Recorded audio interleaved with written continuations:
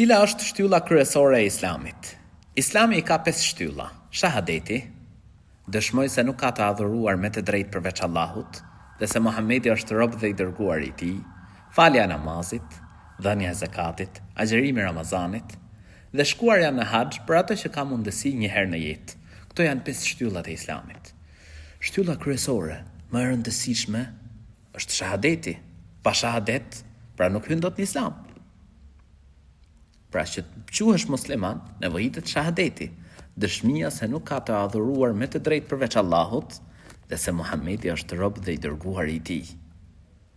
Vjen në hadith prej profetit alayhis salam: "Men kana akhiru kalamihi la ilaha illa Allah, dakhala al-janna." Kush pra, fjala e tij e fundit është la ilaha illa Allah, hyn në xhennet. Kështu që kush e thot këtë fjalë me bindje të plot se ka botë tjetër, se ka xhennet, se ka xhehenem, hyn xhennet. Ashhadu an la ilaha illa Allah wa ashhadu anna Muhammeden abduhu wa rasuluhu.